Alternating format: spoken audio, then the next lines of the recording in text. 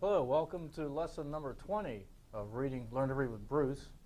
We're almost finished with the program. If you've stuck with it this long, you should by now be feeling like you're a pretty decent beginning reader. We're going to start today's lesson off with a song that I kind of thought of Jerry when I picked this one out. Not that I'm saying Jerry's a hippie, but he's one of the guys of this generation. Particularly, we're thinking of the Vietnam War, guys who came back from the Vietnam War. So this one's kind of for them, for Jerry and the guys who've served in the military. It was given to me by a student many years ago. He kept asking me if I'd ever heard the song, and I had, and he brought in a copy, and I liked it and wrote it out, and we used to sing it in school a lot too, so Old Hippie. He turned 35 last Sunday, and in his hair is found some gray. But he still ain't changed his lifestyle. He likes it better the old way. So he grows a little garden in the backyard by the fence. He's consuming what he's growing nowadays in self-defense. He gets out there in the twilight zone sometimes when it just don't make no sense. He enjoys his country music 'cause disco left him cold. He's got young friends into new wave, but he's just too friggin' old. And he dreams at night of Woodstock and the day John Lennon died, how the music made him happy and the silence made him cry. Yeah, he thinks of John sometimes, and he has to wonder why.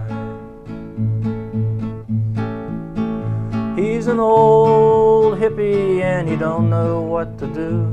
Should he hang on to the old? Should he grab on to the new? Yeah, he's an old hippie. This new life is just a bust. He's not trying to change nobody. He's just trying real hard to adjust. He was sure back in the 60s that everyone was hip. Then they sent him off to Vietnam for his senior trip. And they forced him to become a man when he was still a boy. And behind each wave of tragedy, he waited for the joy. Well, this world may change around him, but he just can't change no more. He's an old hippie and he don't know what to do. Should he hang on to the old? Should he grab on to the new? Yeah, he's an old hippie. This new life is just a bust. He's not trying to change nobody. He's just trying real hard to adjust. He stays away a lot now from the parties and the clubs. And he's thinking while he's jogging around, he sure is glad he quit the hard drugs. 'Cause him and all his kind get more endangered every day. And pretty soon the species will just up and fade away, like the smoke from that torpedo, just up and fade away. He's an old hippie and he don't know what to do. Should he hang on to the old? Should he grab on to the new? Yeah, he's an old hippie. This new life is just a bust. He's not trying to change nobody. He's just trying real hard to adjust. So there's an old hippie by the Bellamy Brothers. Real popular song. And we'll segue from that right into the unit song, which is even in the same key.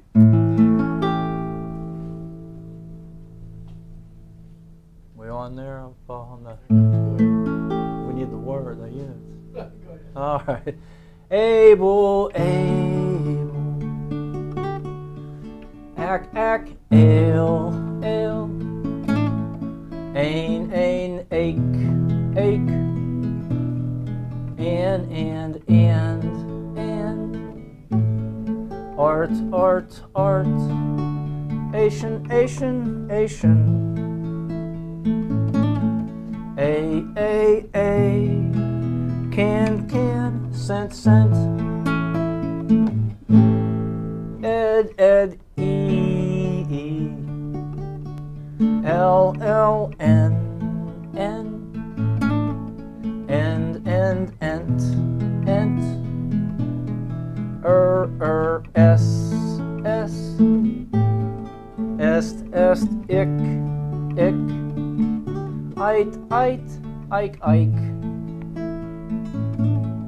ill, im, ing, ip, ish, ist, o, awk, oi, old,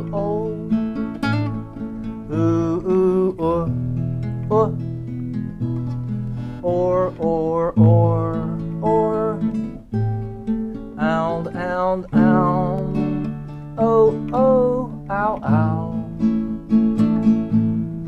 oi, shun, ub,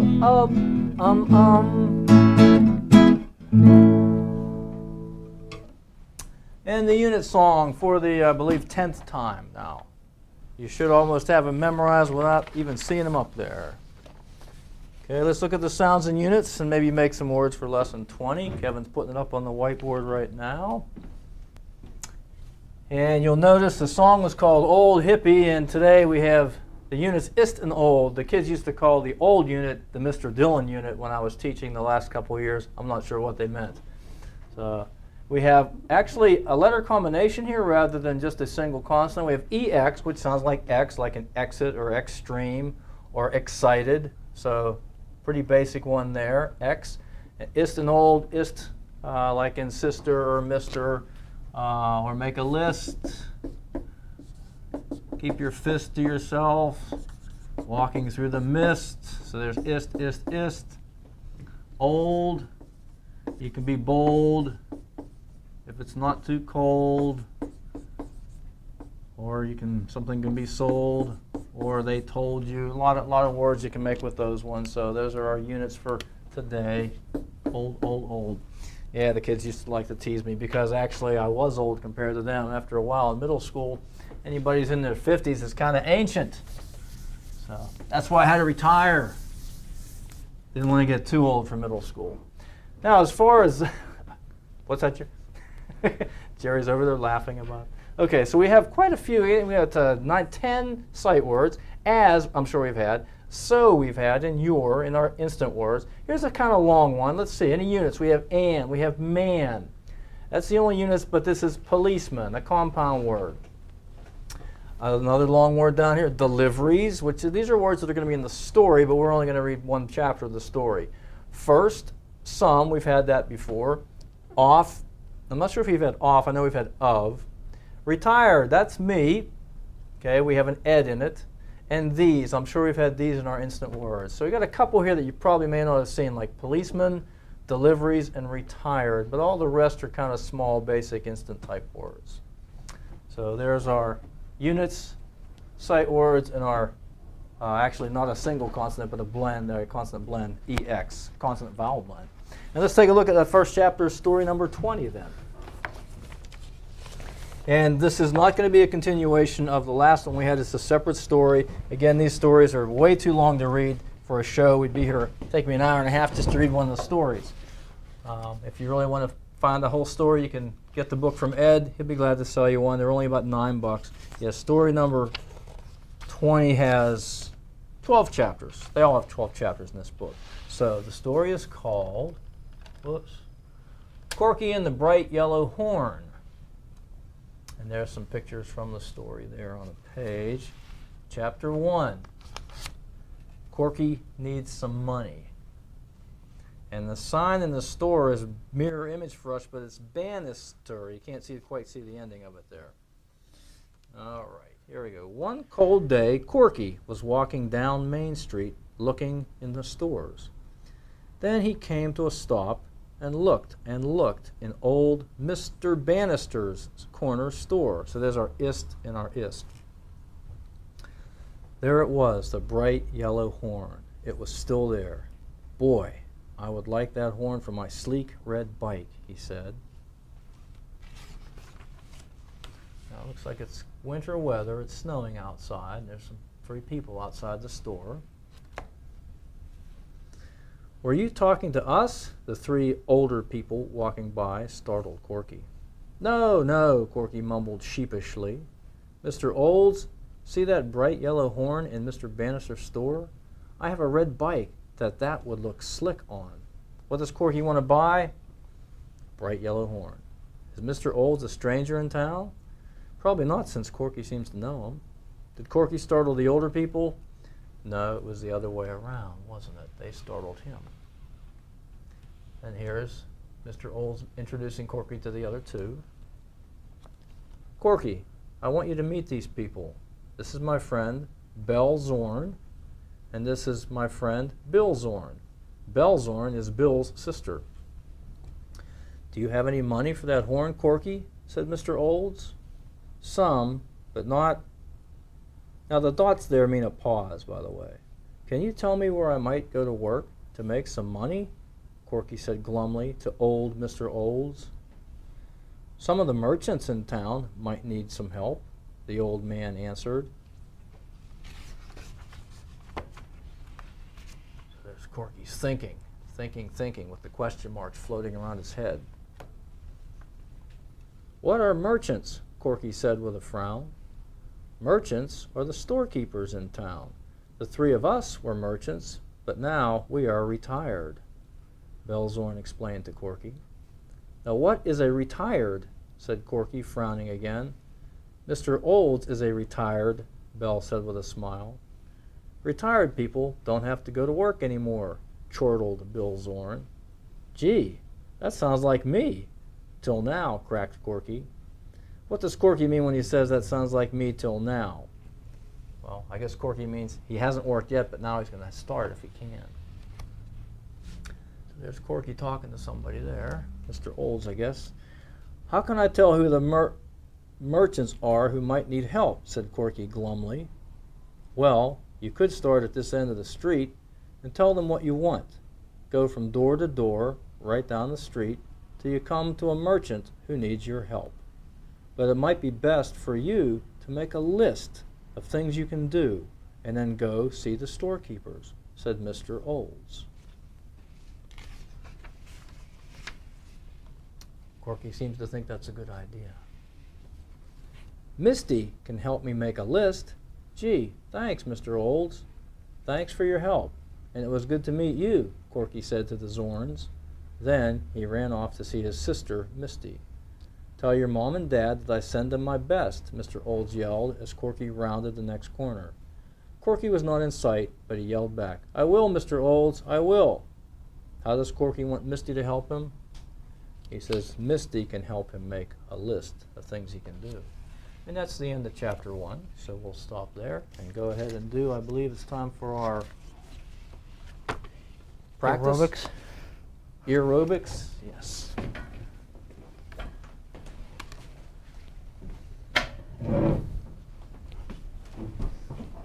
So our units are ist and old. We have the letter combination EX, which sounds like X. Ready when you are, Kevin. Spell mist. Mist. Like the mist that you walk through, right? Yeah. Not like I missed the phone call, because those are spelled differently. We want to use the ist sound unit, and it's M-I-S-T. Change a letter to spell list. List. That's one of the words I think I put over on the board a few minutes ago, and we have the L sound at first, and then the ist unit. Add a letter and a unit to spell blister. Blister. Okay, so we're going to add a letter to front. To make list into blister, we just need the B sound.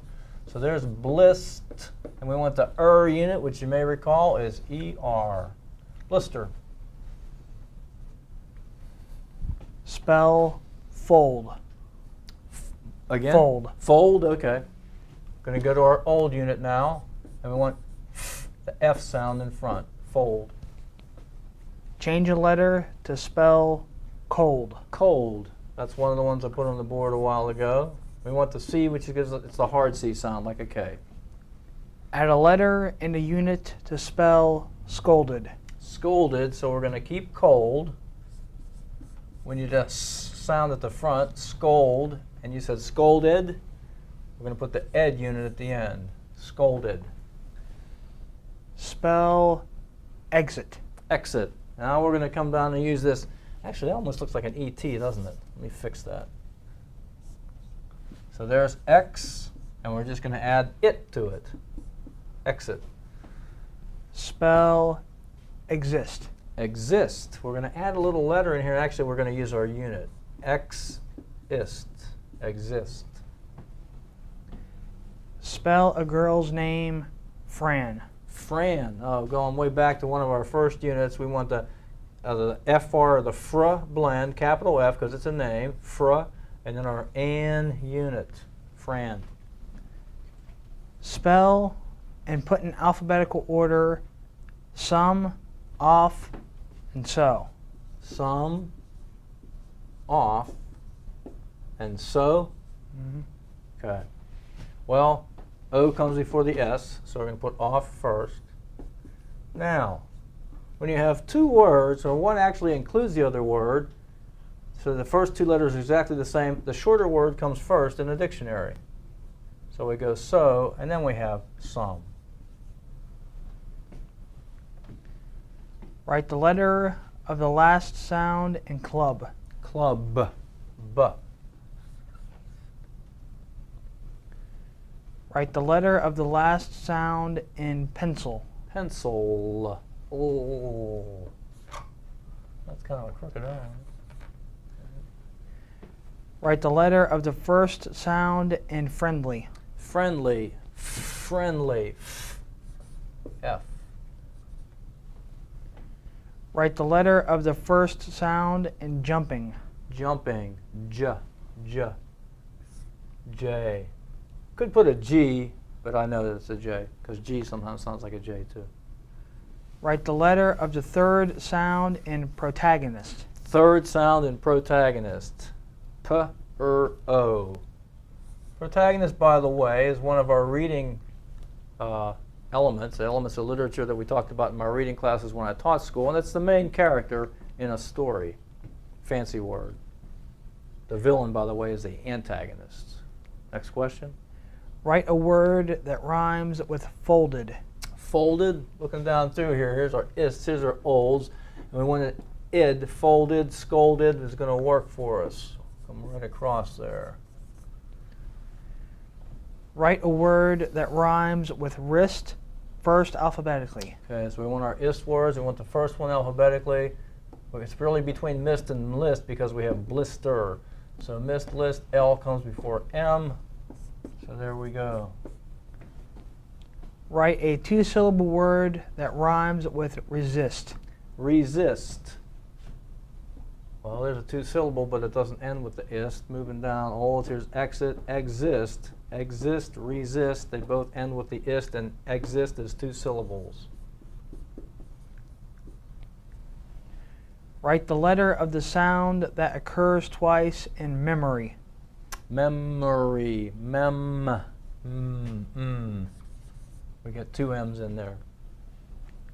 Write the two-syllable word from lesson 20 first alphabetically. All right, so we want to find our two syllables. Mist, list, blister, fold, cold, scolded, exit, exist, Fran, also some. So we got 4 two-syllable words. We want the first alphabetically, you said? Yes. Okay, so E is before S, but B is before E. So our word has to be blister. And that takes us to reading tip number 20.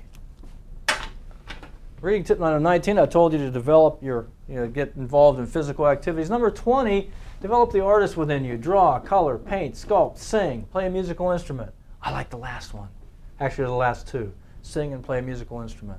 You're never too old to learn to do something like that. The guitar, by the way, is one of the easiest instruments you can learn to play. Now, bagpipe, on the other hand, not so simple, although it can be done. I've taught, actually right now I have a 7th grader here at Elkins Middle School, started in October, and he's already playing and marching with the West Virginia Highlanders. So it just depends on how determined you are. But if you want thinking of an instrument, guitar's nice, piano's not so bad either. So pick one. Have some fun, because fun's important. Okay, reading tip, instant words. We're doing the last 50 today, right, Kevin? So we're going to review this 3rd set one more time.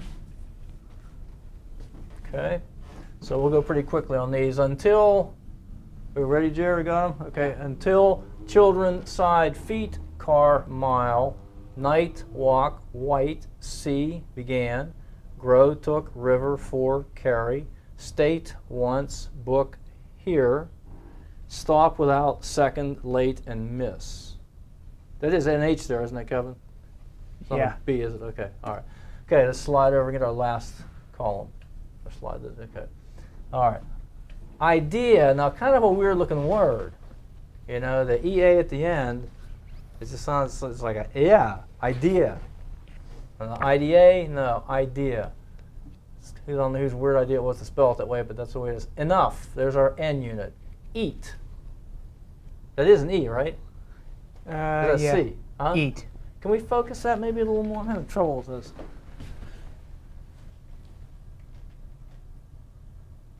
Almost, let's see here. There, right there maybe. Okay. Face, watch, far. Indian, knows proper noun, capital I. Real, almost. Let, above. Girl, sometimes, compound word, sometimes. Mountain, what we're surrounded with here. Cut, young, talk, we've had that before. Soon with the U unit. List with the ist unit. Song, leave, family, body, music, yay, and color, yay again. So there's our last 25 of our first 300 instant words. By the way, the program that Edward Fry made, I believe he has 1,000 instant words, but we're just doing the first 300 because that gets you at the 65% level of everything that's in print. Okay? So, unit search time then.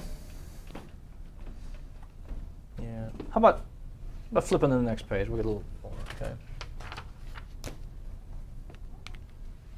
Yeah, this one over. Well, there's not much there either, is there? Let's do this one. Okay, so core or.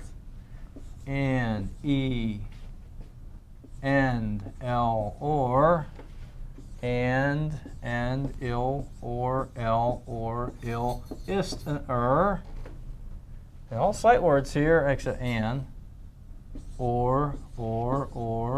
Here's our old. I'm surprised it didn't spell Mr. out. Because if it spelled it out, we would have had ist and Although in most writing, we don't spell the the abbreviations out anyhow. Can, L, I, although here the word is where.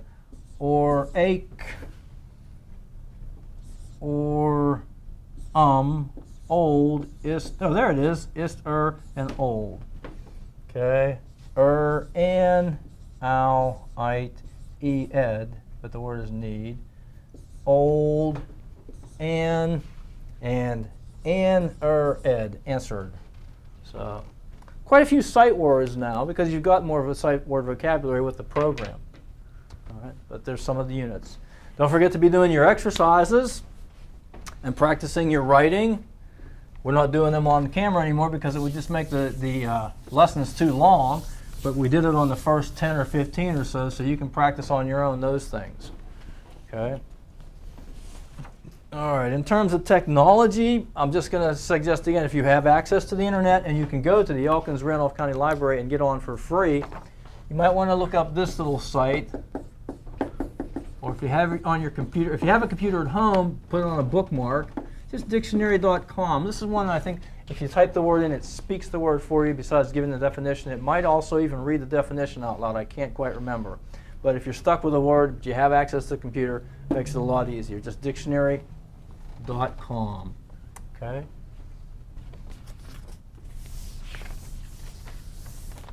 And now it's time to Today's real life reading, right? Kevin's already smiling. Last time I gave you kind of a serious reading from Dean Koontz talking about loss through Trixie and Odd Thomas. Well, we did read some of the lighter stuff from Trixie too, about dog wisdom. But this is about ambiguity. Here's a nice word. Verbal ambiguity. It's kind of like similar to the one I read about why is English so hard, but it's just things that can be interpreted in more than one way. The things that aren't they're not perfectly clear. It's kind of confusing. So it's a little thing that was sent to me on the internet by my sister called The Philosophy of Ambiguity. I guess I better move that off the thing, right? Okay. So one of the reasons, the best reason to learn to read well is because there's so many funny things you can read. You know, every day people send this. My sister Lorraine, they have a business up in Pittsburgh called Mesa, but she says, I love these, especially one about the fly. So she sent me this, and it's called The Philosophy of Ambiguity. For those who love the philosophy of ambiguity as well as the idiosyncrasies of English. Idiosyncrasies, it's kind of like a fancy name for the weirdness of it. So here we go. Please enjoy and understand the following. 1 tequila, 2 tequila, 3 tequila, 3 tequila floor. Think about that for a second. Number 3, atheism is a non-profit organization. Now, the thing there is, notice how they spell profit. That's like the prophets in the Bible. If man evolved from monkeys and apes, why do we still have monkeys and apes? Always wondered that one myself. Here's one of my favorites. The main reason that Santa is so jolly is because he knows where all the bad girls live. Go Santa. I went to a bookstore and asked the saleswoman, where's the self-help section? She said if she told me, it would defeat the purpose. What if there were no hypothetical questions? If a deaf child signs swear words, does his mother wash his hands with soap? If someone with multiple personalities threatens to kill himself, is it considered a hostage situation? Number 10 I love. Is there another word for synonym? Oh, English teachers love that, and reading teachers. Where do forest rangers go to get away from it all? What do you do when you see an endangered animal eating an endangered plant? Tough question. If a parsley farmer is sued, can they garnish his wages? And this is all my sister liked. Would a fly without wings be called a walk? Why do they lock petrol station bathrooms? Are they afraid someone will clean them? And if a turtle doesn't have a shell, is he homeless or naked? Can vegetarians eat animal crackers? If the police arrest a mime, do they tell him he has the right to remain silent? And why do they put Braille on the drive-through bank machines? And how do they get deer to cross the road only at those yellow road signs? And what was the best thing before sliced bread? One nice thing about egotists, they don't talk about other people. And does the Little Mermaid wear an algae bra? Do infants enjoy infancy as much as adults enjoy adultery? And how is it possible to have a civil war? If one synchronized swimmer drowns, do the rest drown too? If you ate both pasta and antipasto, would you still be hungry? And if you try to fail and succeed, which have you done? And I believe that's it for verbal ambiguity. So you can ponder those. There's millions of things like that on the internet. Just funny things about our language and how much fun it can be. That's the upside of English. You know, English, as I've mentioned many, many times, is a very confusing language. We borrow so many words from other languages, and it makes it a little difficult at times. But the cool thing about English is it's so flexible and versatile, and you can do so many things with English words and with English grammar and vocabulary that you can't do with a lot of other languages. So that's why I want you to learn to read and enjoy it. So thanks again to all of our helpers, to Jerry and Kevin, to Dr. Ferris, the Randolph Board of Ed, Richie Carr, and Dee Roth. we're going to leave you with another. We kind of have a theme with the songs today. It's kind of like a Soldier Day or Veteran Day. We're going to leave you with one of my favorites. It was my dad's favorite. It's my mother-in-law's favorite, and it's usually played on a bagpipe, and it's called, on the bagpipe, it's called The Green Hills of Tyrol, but the sung version is called The Scottish Soldier, and it's another oldie but goodie. Andy Stewart had a hit with this song. He wrote it. It was a hit in the 1960s, and my father bought the 45, and I can remember as a kid, every time we were playing records, he'd say, "Put on The Scottish Soldier," and I still have that 45, and it is so worn out, mostly all you can hear is scratching, and you can barely hear Andy Stewart singing the song. So anyway, The Scottish Soldier. Try to get a drone effect here with the guitar, with the bass strings, because we want to imitate the bagpipe. Who would want to imitate a bagpipe anyway? I don't know. There was a soldier, a Scottish soldier, who wandered far away and soldiered far away. There was none bolder, with good broad shoulder. He'd fought in many a fray, fought and won. He'd seen the glory, he told the story of battles glorious and deeds victorious. But now he's sighing, his heart is crying, to leave those green hills of Tyrol. Because those green hills are not Highland hills or the island hills. They're not my land's hills, and fair as these green foreign hills may be, they are not the hills of home.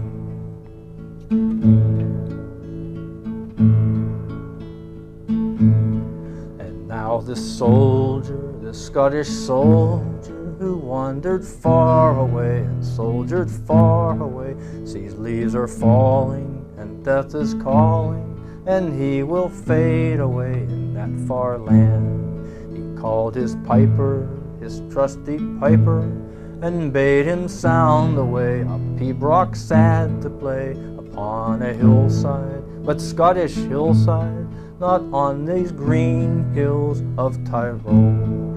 Because those green hills are not Highland hills, nor the island hills. They're not my land's hills, and fair as these green foreign hills may be, they are not the hills of home.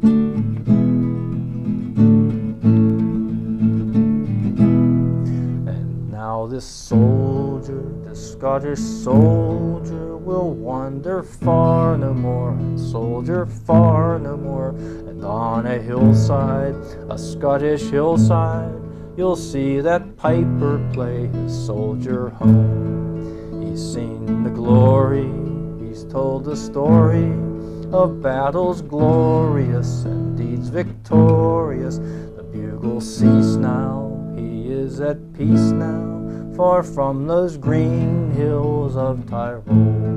Because those green hills are not Highland hills or the island hills. They're not my land's hills, and fair as these green foreign hills may be, they are not the hills of home.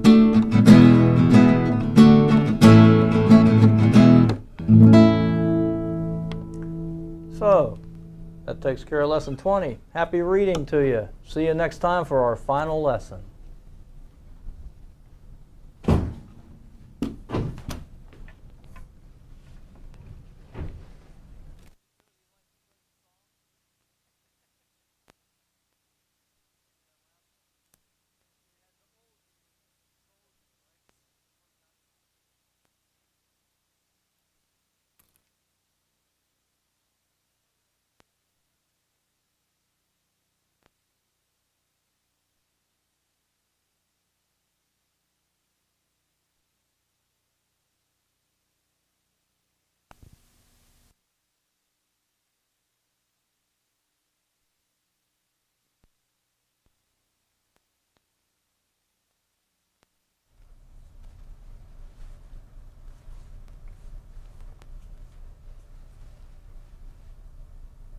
Hello. Welcome to lesson number 21, the final lesson in Learn to Read with Bruce. I'm Bruce, and I'm trying to help you learn to read. If you've been doing all the lessons consecutively from number 1, you should be feeling pretty confident about your ability to read now. And I hope that following this, you'll just work on your own, or maybe get in touch with someone who's a literacy volunteer, or maybe just a friend who wants to help you improve your reading. So, as usual, we're going to start with a song. This is kind of a special one. The song itself, it's one I wrote myself a few years back, so you'll have to indulge me on that. And it's about my dogs, 2 of our dogs. One we still have, and the other's not with us anymore. We still have Claude, but we don't have Chloe. The dogs both came from our local shelter, which is the place I always advise people to go to get a good dog. Also, during this lesson, I'm going to talk to you about Mark Twain's favorite of the books that he wrote himself.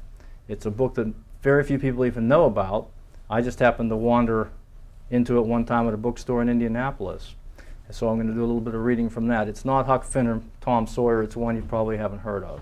So we'll start out with the song. It's called Who's That Dog? And it's a little song I wrote using all the nicknames that my wife and I came up with for our dogs. We're going to do it a little differently tonight. You're not going to see the words till the second time around because we've made it in the form of a little music video. So Kevin's going to be putting the pictures on. Hope you enjoy it because we're doing it twice. So who's that dog?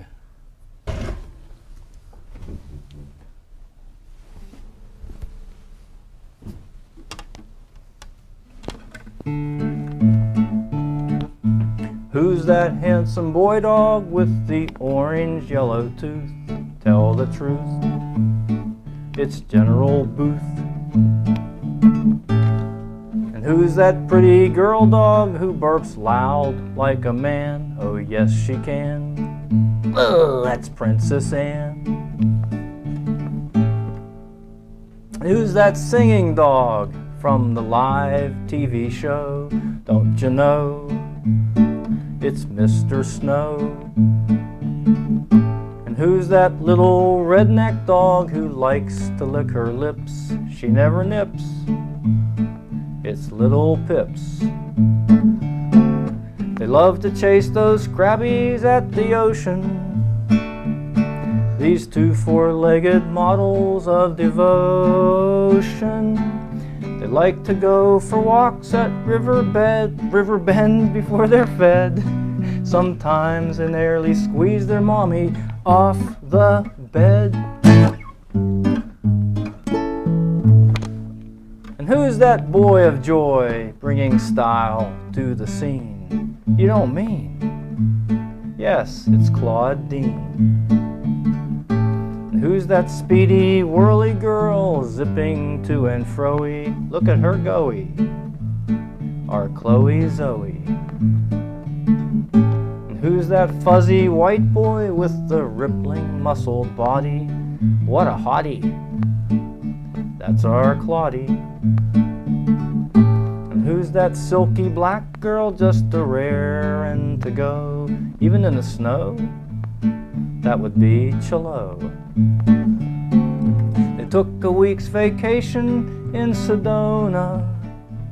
Yes, they had a grand old time in Arizona. Riding in their stroller, heard the tourists ooh and ah. Folks said it was the cutest thing they ever saw. And who were those 2 dogs on the radio? Let's see. Oh, that was Claude and Chloe. And who are the dogs whose people act a trifle odd? Them dogs is Chloe and Claude. So you've seen the pictures, now let's take a look at the words. You can keep those pictures in your mind. If you ever saw any cuter dogs than that, then I have to envy you. Ready, Kevin? Got the lyrics there, Jerry?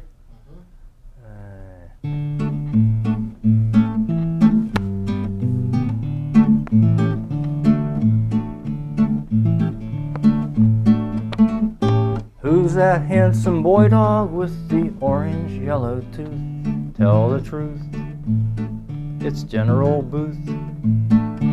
And who's that pretty girl dog who burps loud like a man? Oh yes she can. Burp, that's Princess Anne. And who's that singing dog from the live TV show? Don't you know?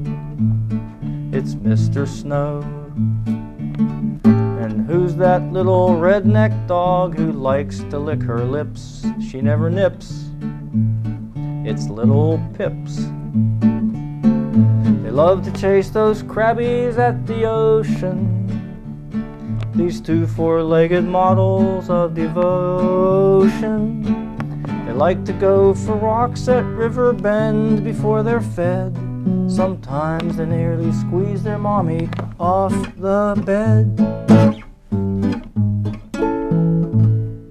Who's that boy of joy bringing style to the scene? You don't mean? Yes, it's Claudine. And who's that speedy whirly girl zipping to and fro-y? Look at her go-y, our Chloe Zoe.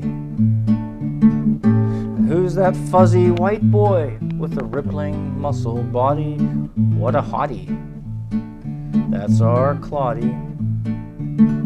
And who's that silky black girl just a rarin' to go, even in the snow? That would be Chilo. They took a week's vacation in Sedona. Yes, they had a grand old time in Arizona. Riding in their stroller, heard the tourists ooh and ah.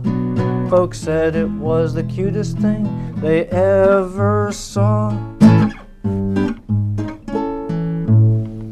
And who were those two dogs on the radio? Let's see. Oh, that was Claude and Chloe. And who are the dogs whose people act a trifle odd? Them dogs is Chloe and Claude. And focus on that last line a minute, Kevin. Want everybody to know that's not a misprint. We have the word DODS here. Notice it's in quotation marks. That was my wife's and our little pet name for dogs. We call them dogs instead of dogs. So it's just a made-up word. Poetic license, we call it. All right. Hope you enjoyed that original song by me, inspired by my two little dogs, our two little dogs. If it weren't for my wife, we wouldn't have had them anyhow, so I really should give her the credit. Anyway, time. Oh, what did I put the guitar away? It's time for the unit song. For the last time. We've done it since lesson 11, so that's like 11 times, I guess. So here we go. Able, able, ack, ack, ale, ale, ain, ain, ache, ache, and, art, art, art, Asian, Asian, Asian, a, can, can, scent, scent, ed, ed, e, l, l, n, n, end, end, ent, ent, s, s, est, est, ick, ick, ite, ite, ike, ike, ill, ill, im, ing, ing, ip, ip, ish, ish, ist, ist, o, ok, ok, oi, oi, old, old,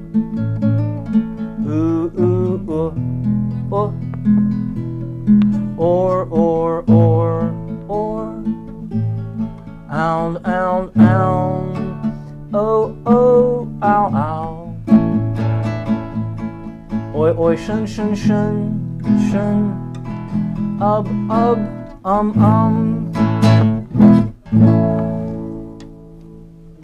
All right, now we'll put the guitar away.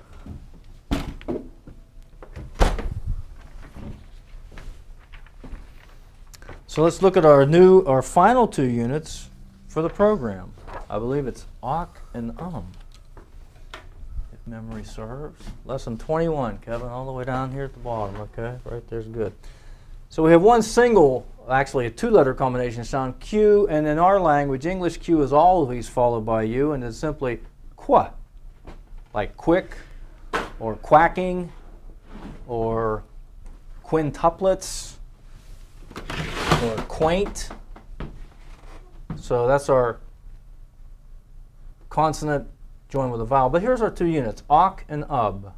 Awk like in clock or sock or going around the block. Ub like in rub-a-dub-dub, three men in a tub. And we have quite a few sight words this time because these are for the story. Story number 21 has a lot of new words in it. But it's interesting to me because, or do we have this blown up pretty large there, Jerry? Good. Look at the word doubt. We have the UB in doubt and doubtful, but it does not sound like ub. So Ed has given you some of the exceptions to the rule here. You also have the word tube, because at the end the E makes it a long U. So here are three exceptions right there to the ub sound. So doubt has a silent B, as does doubtful. There's the word through that we already have. I've talked about through. I think it's one of our sight words. And tub. Some easier ones here. We have mice, there, that's one of our instant words that we've had already. And which also is one of our instant words. About, I believe that's also one of the 300. And life and wife, which rhyme. So the only tricky ones are in this top row here. Doubt, doubtful, through, and tube. The rest aren't too bad. So that's lesson 21. Okay? So let's go ahead and read a story, or part of a story. As I mentioned before, all the stories are too long to read them on air. It'd take us a half an hour, 45 minutes just to do the story. So we're going to look at a couple of new characters today. I think it's a couple of mice named Flub and Glub.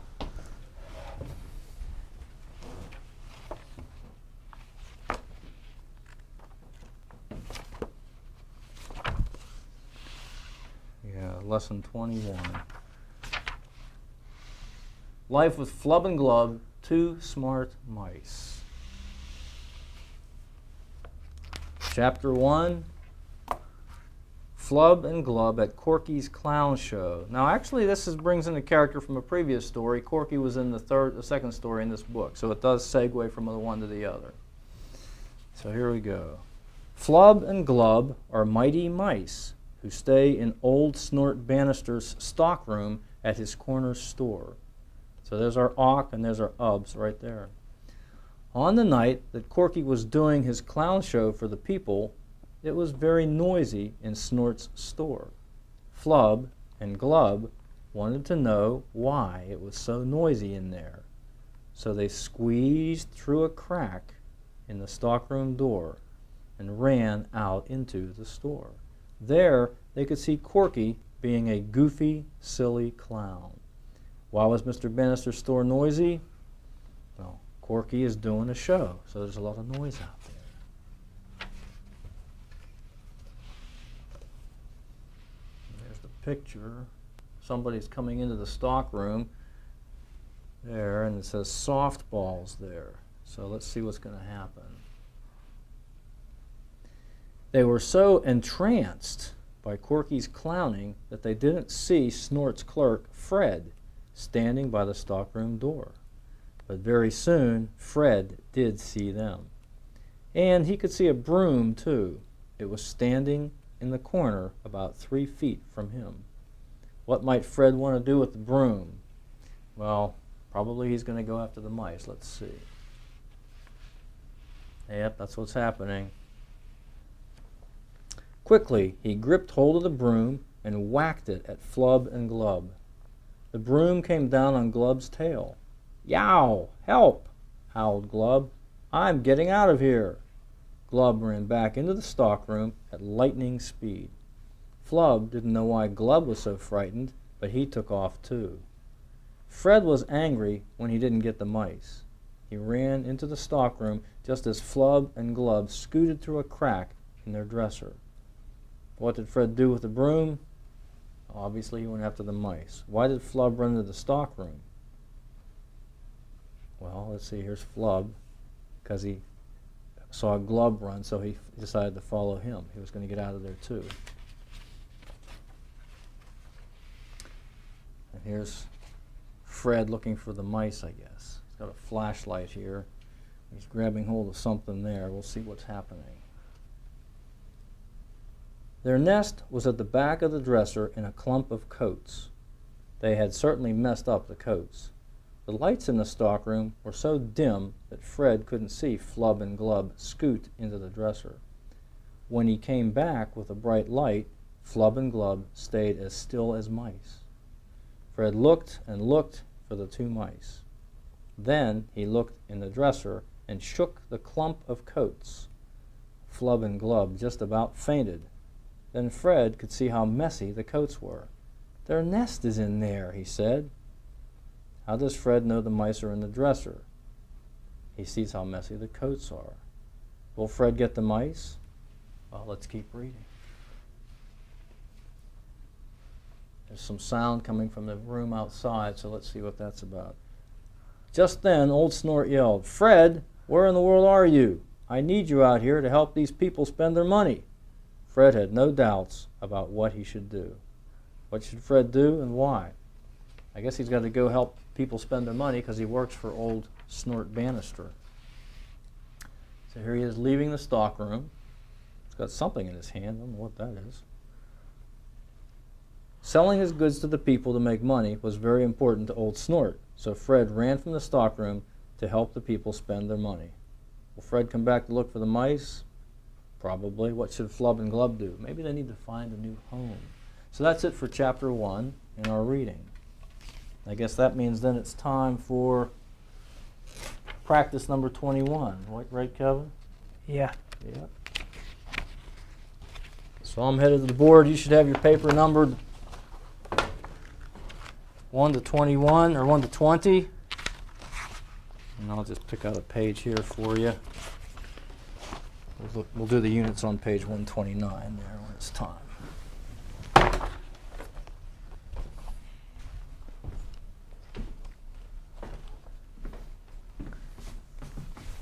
Okay, so our units are awk and ub, like in stockroom and Flub and Glub. Spell lock. Lock. We have the L sound to start with, and we're going to use the awk unit. Add a letter to spell clock. Clock. Could be a C or a K, but I know that it's a C. So we got C added to lock gives us clock. Make 2 changes to spell a boy's name, Brock. So we're still going to have the awk unit, but we don't want cla, we want bruh. And we want a capital B because that's a boy's name. B, bruh is B-R, so there's Brock. Spell tub. Tub. Going to use our ub unit with a T in front of it. And there we have tub. Add 1 letter to spell stub. Stub, we're going to add on to the front. We've got tub, and we want S to get stub. Drop 1 letter, add 2 to spell scrub. Scrub, well, we don't need the T sound anymore. We still need the S and the ub, and we want cr in the middle of scrub. So there we go, add a C and an R, S-C-R-U-B, scrub. Spell quick. Quick. And that's our combination I pointed out earlier, the QU. So we're going to have a QU. Q is always followed by U in English. And we want our IC unit, which if you remember back is I-C-K. Spell quacking. Quacking. Again, we're going to start with the QU sound. And we want the ACK unit, A-C-K, and the ING unit, I-N-G. And there's quacking. Spell quorum. Quorum. That's when you have a meeting and you have enough members to have the meeting. So again, we've got qua, Q-U, and we want the OR unit, which is simply O-R, and the unit, which is U-M, and that's quorum. Spell and put in alphabetical order which, life, wife. Which, life, and wife. These were some of our sight words. Well, obviously the L is going to come first, so we'll put life. Now we're going to look at which. We have WH and WI. H comes before I, GHI, so we're going to have which second, and wife will be third. So now they're in alphabetical order and they're spelled separated by commas. Now we're at the single sounds. Write the letter of the last sound in loan. In what? Loan. Loan, like to get a loan at the bank. Yeah. Last sound, loan. N. Write the letter of the last sound in accentuate. Accentuate. And it has a silent letter at the end, but the last sound, accentuate, is the T sound. Write the letter of the first sound in enormous. First sound, enormous, E. Write the letter of the first sound in wonderful. Wonderful, W. W. W. Write the letter of the third sound in palindrome. Third sound, palindrome, P, A, O. An L. Palindrome, by the way, is a word that reads the same in either direction, like mom or dad or sis. Write a word that rhymes with stock first alphabetically. Okay, so stock, we have lock, clock, and brock. Alphabetically, B comes before C, which comes before L, so we're going to have Brock. Write a word that rhymes with club first alphabetically. Club. We've got tub, stub, and scrub. S comes before T. We have ST and SC. C comes before T, so our rhyming word is going to be scrub. Write a word that rhymes with forum. Forum. We're going to go down here. Quick quacking quorum rhymes with forum.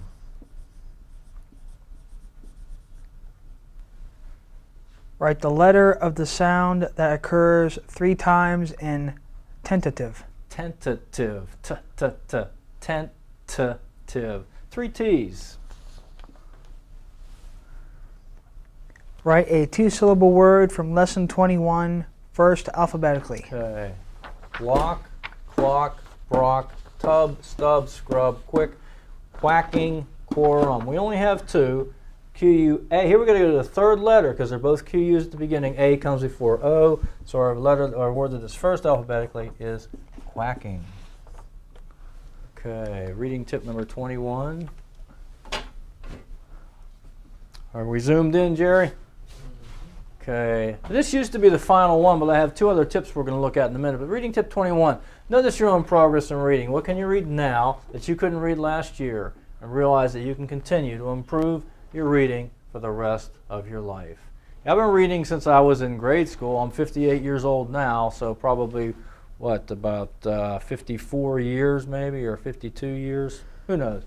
But I still read with a dictionary wherever I'm reading, whether it's the electronic or the regular dictionary, because you can always improve your reading by learning new vocabulary and learning how to pronounce words correctly. Now there's another page there with reading tips. Can you get that? It's on the back side. We want to look at 21 and 22 on that page, Kevin. So if you can put it right about there, yeah. I used to just have 21, but I bumped it up to 23. So 23 is the one that I just read. So we look at 21 and 22. 21. Read along with books on a tape or a CD. And we can also add to that, read along with the songs at the beginning of every episode and the end of every episode. That's why I do that. And finally, 22, this is one of my favorites. Read aloud to your dog or cat. Believe it or not, pets like the sound of your voice, and they won't correct your mistakes. At least the dog won't. I'm honestly not sure about the cat. The cat might notice your mistakes and it might meow at you. But I'm sure your dog would just love to they just love to sit by you while you're reading out loud. I've done it with my own dog. Okay. So there's 23 tips to make you a better reader. And now what are we up to? Instant words? Yep. Okay. And we're just reviewing the last 25, right? Yeah. Okay. All right. How are we doing on the monitor there, Jerry? Did you pull it down, Kevin? Yeah. Down a little by. Pull it down A little further, right about there. a little more. About where my hand is? Yeah. Okay. So, okay. All right. So we've got number 276 to 300. We have idea, and that's kind of an irregular word. It looks like idia, idea. Enough. There's an N in enough. O-U-G-H in this case sounds like U-F. Eat. Face. Is that watch? Yeah. Okay, it's a little blurry here. I wonder if we can focus that a little bit better. Right there, maybe? Yeah, a little better. Far. Indian, notice capital I, it's a proper noun. Real. Almost. Let. Above. Girl. Sometimes. Mountain. Cut. Young. Talk. Soon. With the ooh in there. Go ahead, let's move it up some. That's 293. Bring it up. Okay. List has the ist unit. Song. One of my favorite things. Leave. Family. Body. Is it made? Music. Oh, yeah, that's really blurred. Can you move it up some and see if it's focused better there? Yeah, music and color. All right. So there's your last 25 of the 300 instant words. Remember, if you get those 300 down pat, you've got 65% of everything you see in print. That's 6.5 out of every 10 words, or 65 out of every 100. Okay. So use the power of the instant words and use the power of the units to help yourself be a better reader. Now it's time for a little unit searching. We'll just take a little bit of the one story that we just read. One of my favorite things, just looking for units and words. I even, when I'm driving along the road, I look for units, and it's just automatic with me. I see the units and signs. Like one of the best unit signs is this one. You got an E and an ed, speed, and there's an M, limit. Okay, speed limit. So that's for when you're driving, you can read that sign. All right, so what do we got here? We got ick, ip, ed, old, oo, and, ack, ed, and, oo, ow, ale, ow, ed, Now, I always had the kids circle that. It's really pronounced I'm, but it isn't I-M, so it's an M too. But we pronounce I apostrophe M as I'm. Ing, an, ack, awk, oo. IGHT, ite, ing, ed, o, ite, en, ed. Ooh. Okay. And a lot of some sight words in there too, like came and out and of and so forth. Ed, an, not so many on that line. Awk, oo, and, oo, ed, ack, and dresser, okay? So there's some units. And I have a copy, as usual, is a copy of a couple pages from the story at the Elkins-Randolph County Library for you to practice reading and practice searching for units, all right? So a lot of people really enjoy that. I did have students who really hated it, though. And the odd thing was those students generally often read a little bit, they're a little bit more independent in their reading than my other kids, so maybe they just felt it was too childish or it was too picky. I'm not sure what. But most of the kids really did like that. It was a fun activity. All right, technology today. We're going to try something here.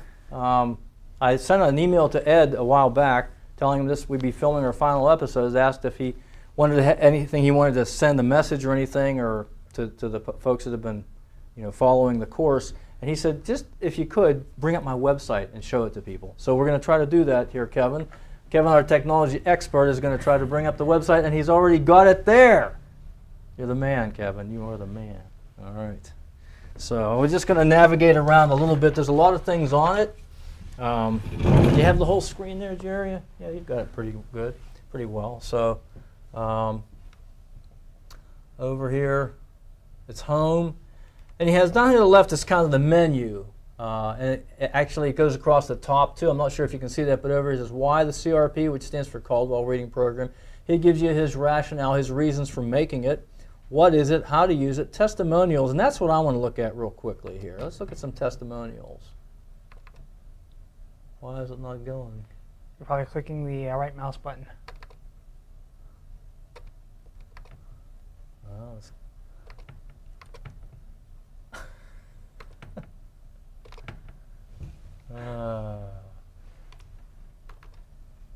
okay.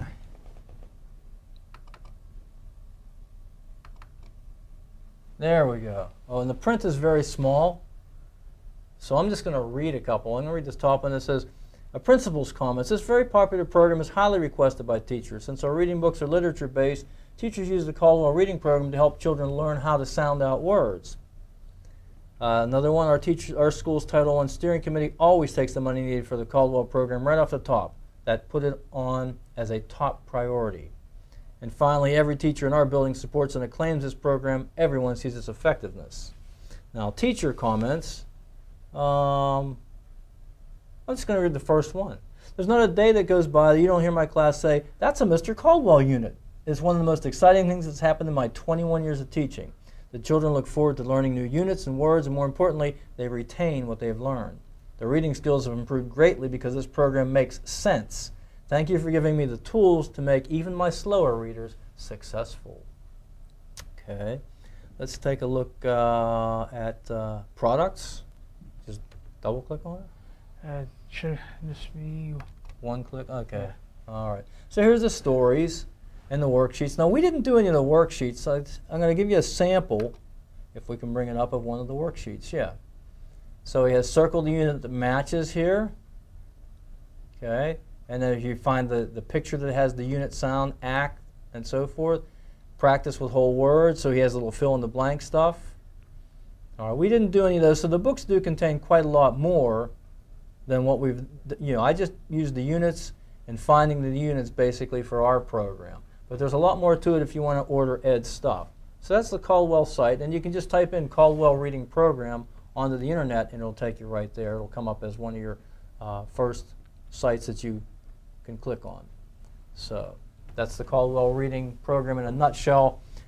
Take a look at it yourself when you have more time to look at the whole thing.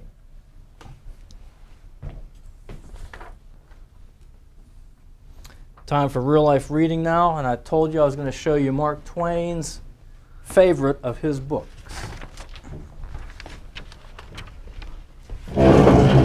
Most people, when you hear the name Mark Twain, they think of two books, Tom Sawyer and Huckleberry Finn. Actually, The Adventures of Tom Sawyer and Adventures of Huckleberry Finn. Did they ever think of this one? Mark Twain wrote a book about Joan of Arc. And if you can, I don't know if you can see the small print here. He says, I like Joan of Arc best of all my books, and it is the best, Mark Twain. I'm going to flip it over to the back a second. Here's a picture of Mark. Again, the print's very small, so I'll just read it. It says, I like Joan of Arc best of all my books, and it is the best. I know it perfectly well. And besides, it furnished me 7 times the pleasure afforded me by any of the others.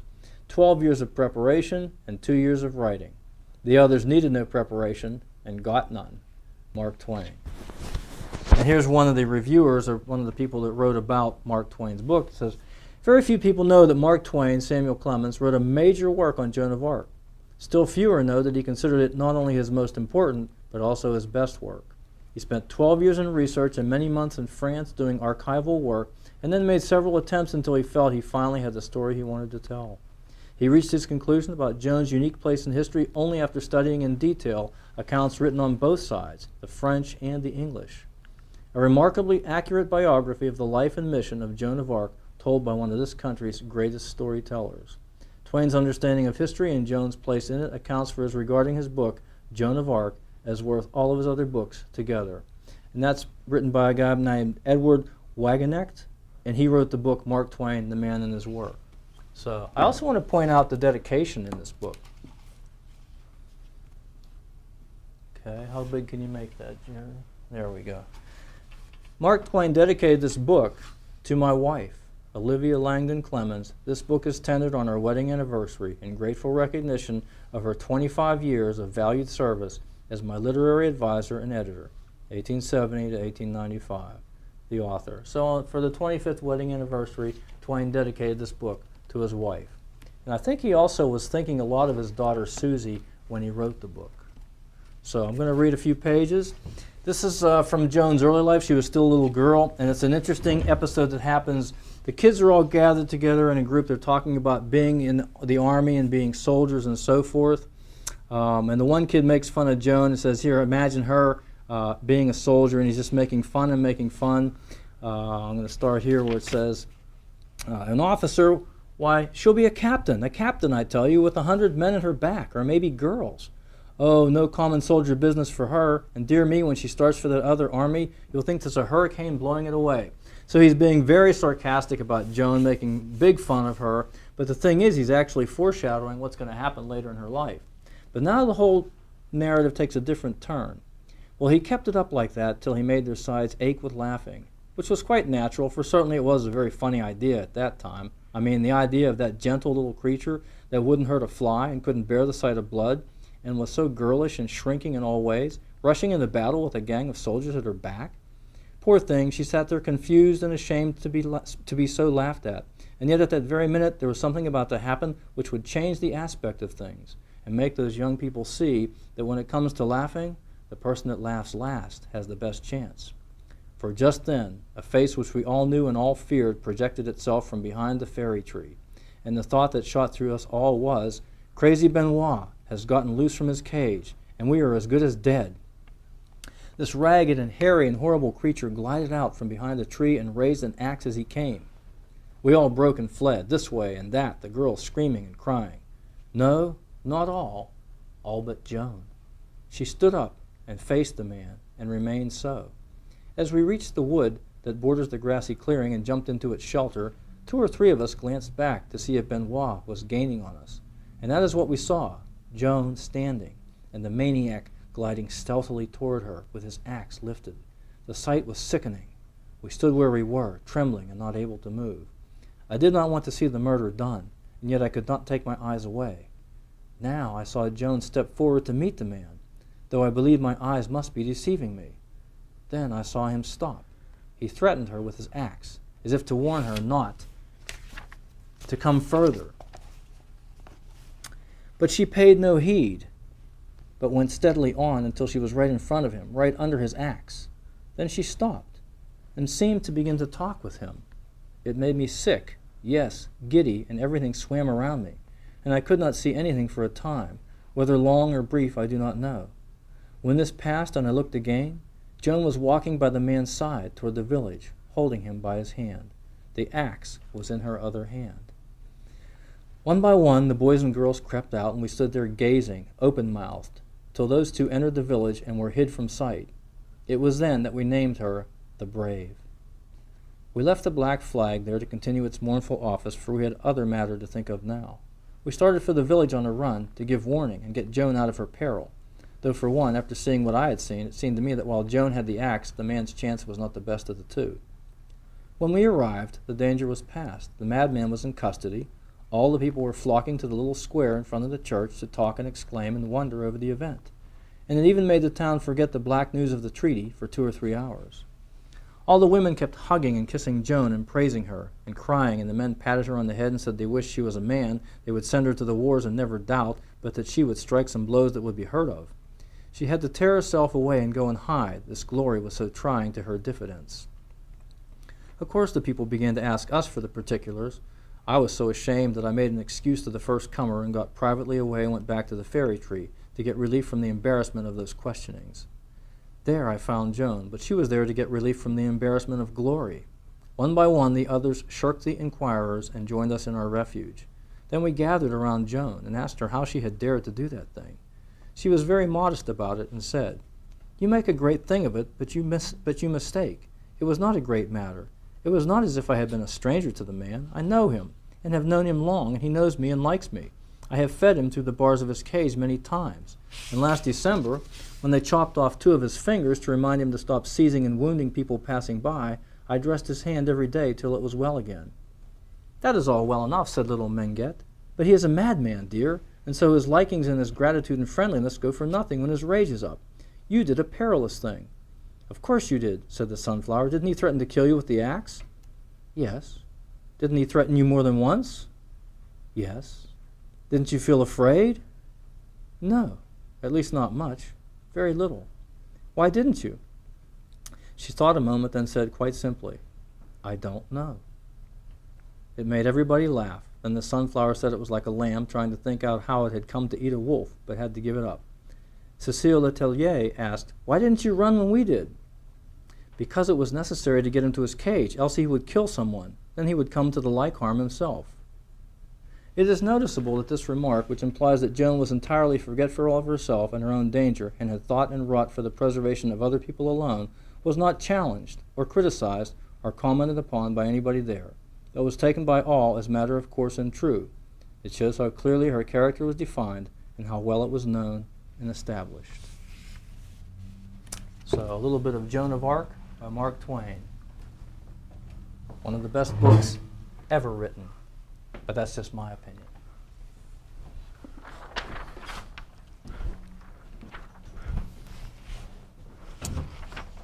Time to finish out. We have a different song today. As usual, we're doing 2 different songs per episode, and this is a good one to end with, I think.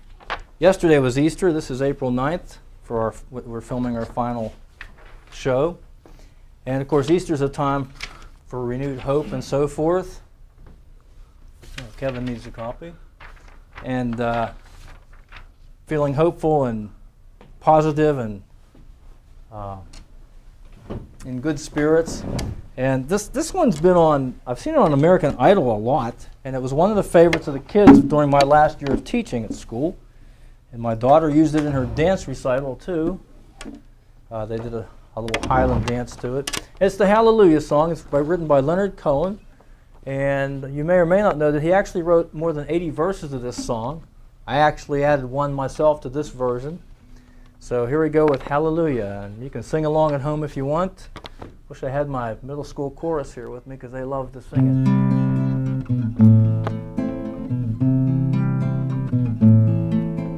it. Before I start, I should not forget to thank everybody who's helped me all along. Jerry behind the camera as usual, Kevin on the Elmo today, and of course Dr. Ferris and the Randolph County Board of Ed for the use of the facility, as well as Richie Carr, and most of all Dee Roth, whose room we're using. Here we go.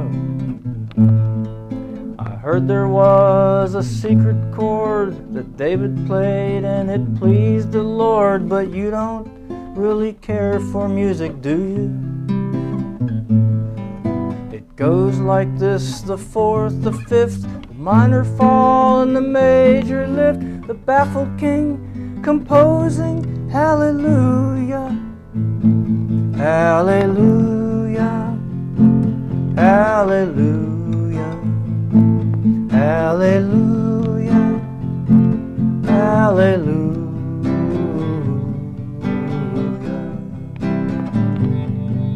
Well, baby, I've been here before. I've seen this room and I've walked this floor. I used to live alone, for I knew you.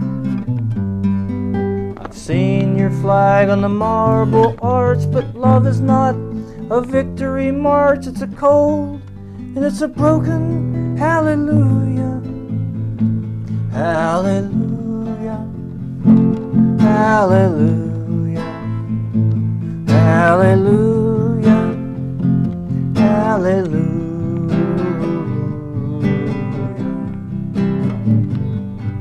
Well, maybe there's a God above, but all I've ever learned from love was how to shoot somebody who outdrew you.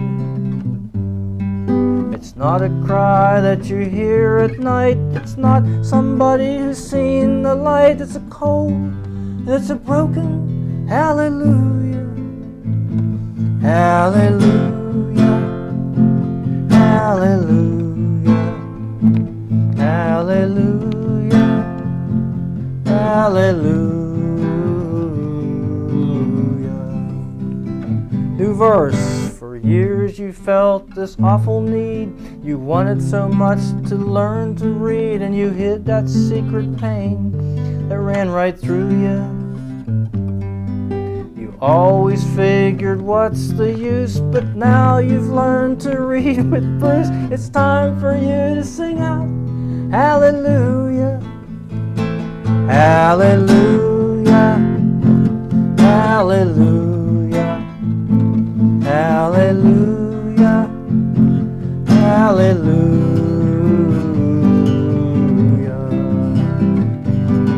Hallelujah, hallelujah, hallelujah, hallelujah.